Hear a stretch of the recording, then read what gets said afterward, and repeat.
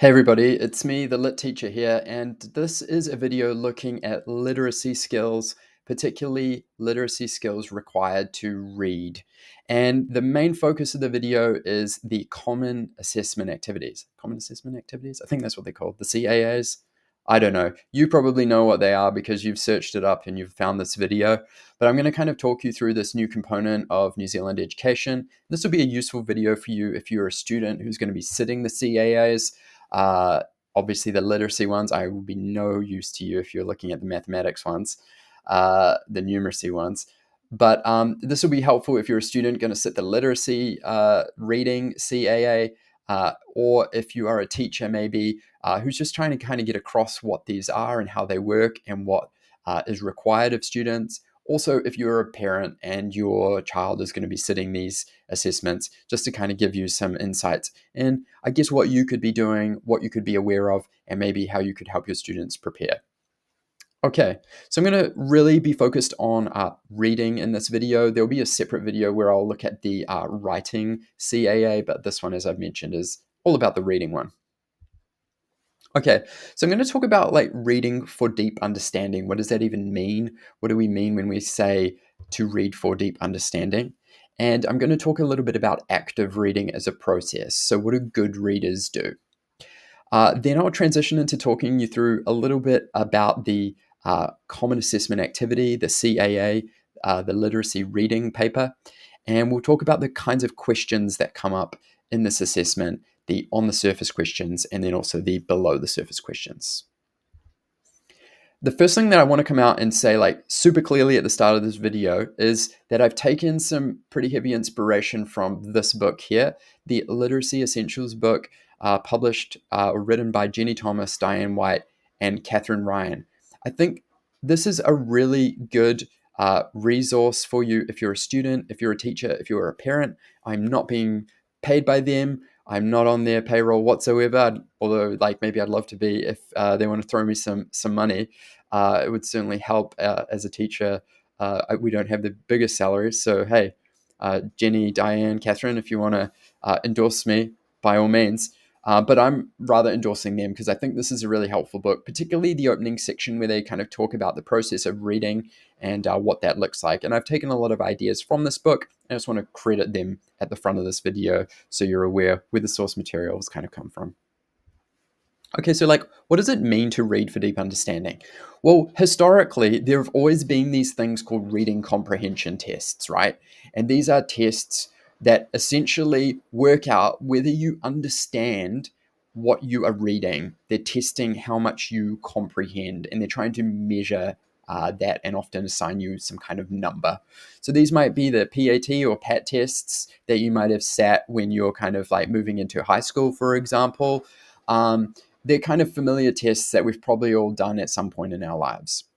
The main aim of these tests, as I mentioned already, is to work out what you comprehend. And hopefully you will remember that stuff later. But these aren't kind of like recall tests, which are kind of testing your knowledge days after you've read something. They're really there to just work out how well do you understand a piece of writing that's just been put in front of you and you've only had a like limited amount of time to read it. So, to be able to read in this kind of pressure cooker capacity, we need to be able to read for deep understanding. And reading for deep understanding means going beyond the basics of just a superficial or surface level reading. We need to be able to pull out what are the big ideas in this piece of writing. We need to be able to make some inferences, which are essentially educated guesses, where you'll kind of try to work out, well, if it says this, then maybe that means this. You're kind of trying to figure out predictions in a way, make educated guesses is a good way to think about it. And two key words that come out time and time again in the curriculum document and in the rationale or reasoning behind the CAAs is being aware of purpose and audience. And what that basically means is, why was something written and who was it written for? What was the purpose of the piece of writing and who were the audience? And being able to kind of think about all of these things when we're reading, it's quite a lot to deal with, but that is what these tests are testing. And that is what we are talking about when we are talking about reading for deep understanding. We need to be able to read at this deeper level to be able to pull this stuff apart. So, what do good readers do typically? So, these are kind of characteristics, I suppose, of good readers. These would be the kinds of skills that you would want to develop as a reader yourself. Certainly, the skills you'd want to develop in your students if you're a teacher or your child if you're a parent. So, what do good readers do? Well, they pay attention to details. For example, the title. When you are reading something, the title is often super important. If it's a news article, the headline tells you what that article will be about. If it's a poem, the title can sometimes be the key to understanding the entire poem. It can unlock the whole thing. So, good readers pay attention to detail, things like the title. Now, they may do this through a kind of process of sometimes what's called scanning and skimming. So, scanning involves looking around a text for information, maybe about the title or the writer or when a piece was published, trying to figure out what is this text and where has this come from. And skimming involves looking at the content a little bit more closely, but basically skimming through that content, trying to work out, well, what is actually happening in this piece of writing, and kind of trying to pay attention to things like the structure, for example. Um, and these can be really useful skills to develop when you are trying to sit these assessments, especially when you're going back to a piece of reading and you're having to find information again.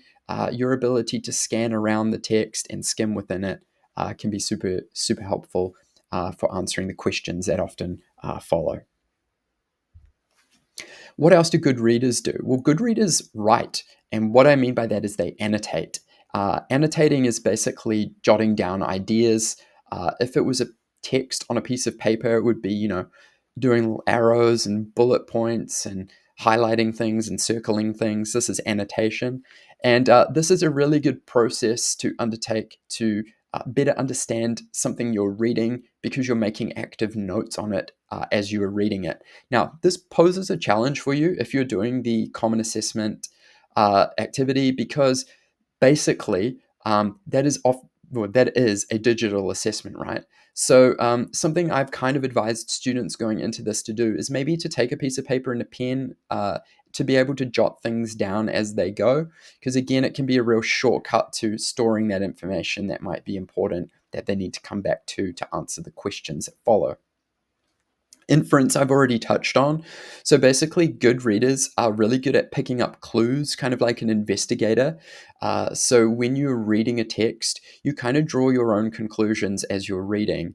And this will help you unlock sort of, well, what is the purpose of this text and who has it been written for? For example, if you're reading an advertisement, the body copy of an advertisement, part of your inference might be kind of figuring out, well, I think this is kind of aimed at teenagers. And the reason that I think it's aimed at teenagers is because it's using, a whole lot of colloquial language. It says, bro, and it says like, what's up, or it says low key, or whatever the kids are saying these days. It uses that kind of language. So I can make the inference that the audience is probably teenagers. Those kinds of little clues that you can pick out of a text really, really help you again. And prior knowledge is super important too. And prior knowledge is the thing that we can't really account for too much. Prior knowledge is what you bring to the table when you go into an assessment or into reading a piece of writing. These are the things that you already know. So this could be like you maybe get lucky and you know a lot about fishing, and then you get a text and it's about fishing, and it's suddenly way easier for you because you have that prior knowledge. You have access to certain vocabulary that will be in that text that because you are, skilled in that field. And maybe you have like additional context around something too. Maybe, for example, you are reading a piece of writing and it's all about, Dame Tariana Turia, and you happen to be from the same, part of the country that she's from, and you maybe even knew her. And having that kind of contextual understanding could help you as well. Prior knowledge is the thing that's really important for teachers and parents to be trying to equip their students with. So the more practice that students have reading, the more their vocabulary is boosted, the more prior knowledge they're going to have to draw on when they go into a CAA assessment. and they have to kind of fend for themselves.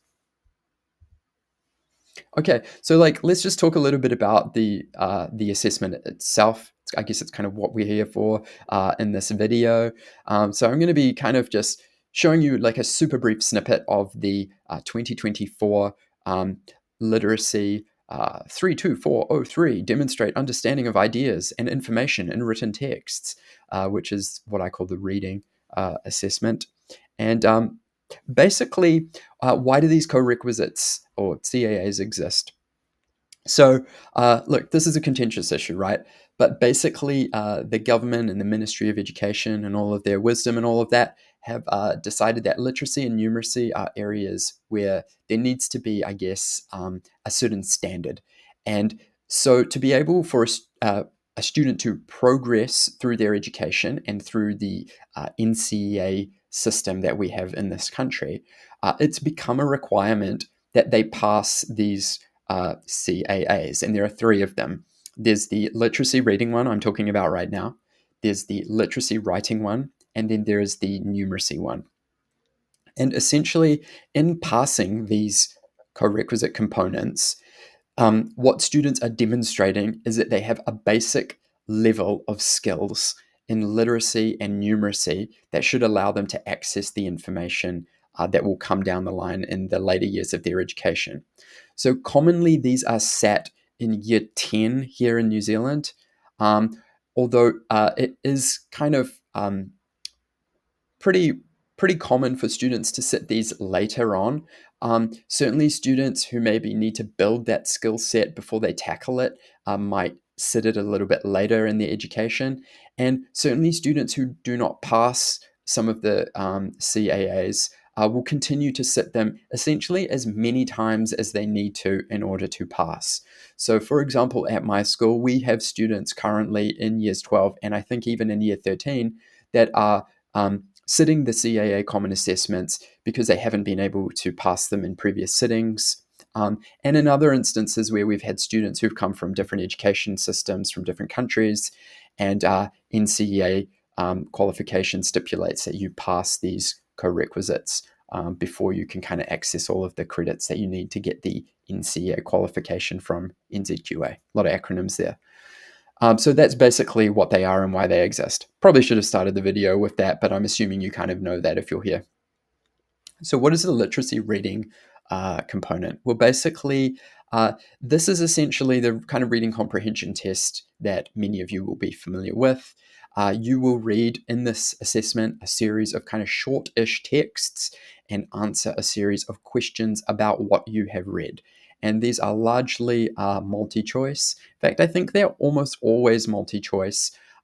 But because this is a relatively new assessment, we can't always kind of guarantee what it's going to look like. So I wouldn't certainly bank on it being all multi-choice. There may be kind of different modes of answering in future assessments, but most that I've looked at have included multi-choice questions. Now, I've said there that it takes about 60 minutes, and this is probably kind of more or less true. But a really critical thing for you to understand, especially if you are a student or if you are a parent, and if you're a teacher for that matter, although I'd assume that you probably know this, is that students may take as long as they need to do this assessment. Well, I don't know what that means, whether somebody could sit there for 12 hours and work through this. I'm not too sure. We haven't had that situation arise. But essentially, when we've run these assessments in our school, we've staffed them for the duration of the day. And we've kind of assumed that students may take, in some instances, several hours to work through this, especially if they have not passed before and they're kind of anxious and nervous about it and they're really taking their time.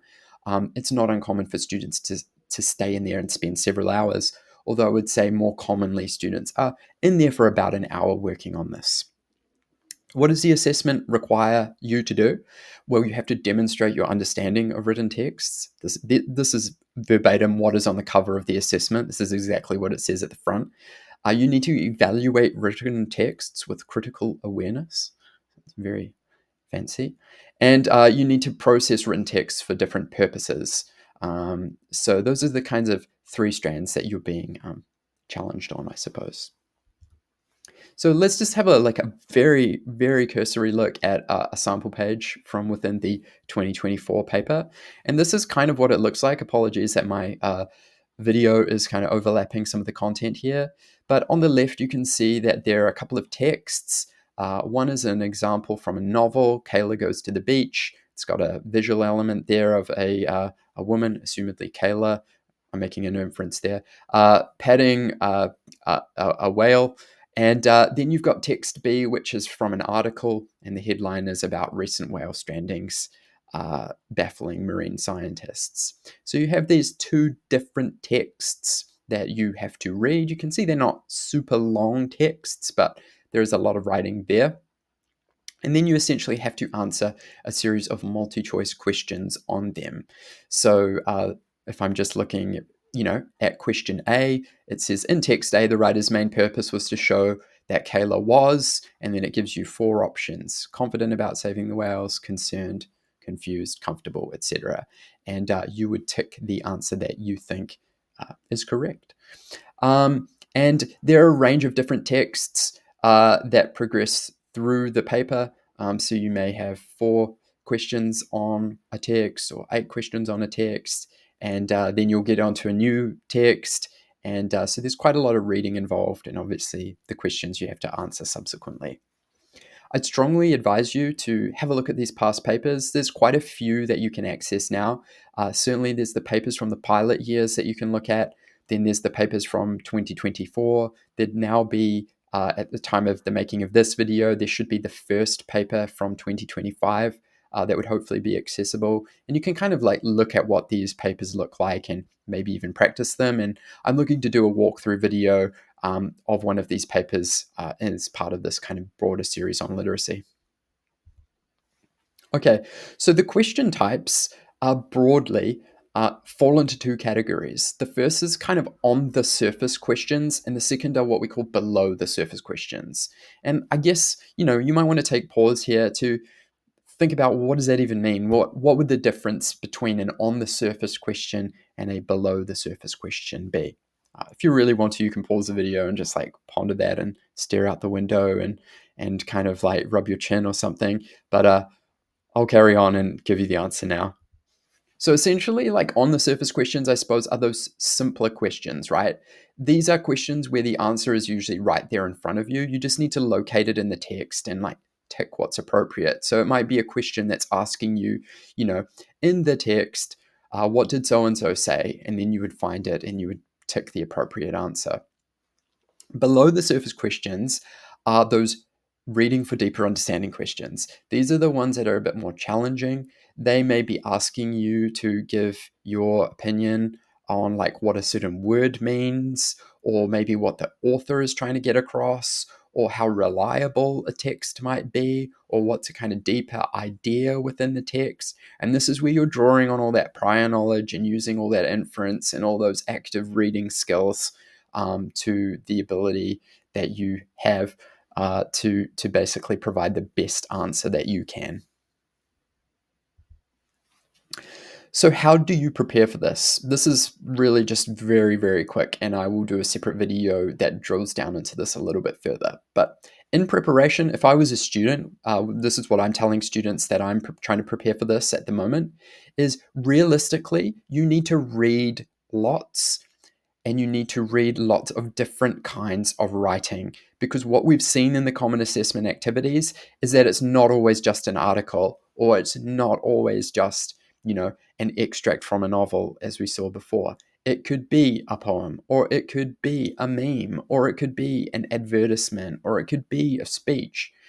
There's so many different forms of writing that they might just chuck in there. We need to kind of be prepared for any of them. So I've given a kind of summary of the different types that we kind of have seen, or the different types that I'm certainly trying to encourage students to be familiar with. These could be newspaper, magazine style articles, formal letters, emails, advertisements, film reviews, movie reviews, book reviews, reviews of products. There could be classic prose, fiction in there. There could be scientific reports. I don't know, there could be recipes in there. We've seen that there have been memes. There could be anything.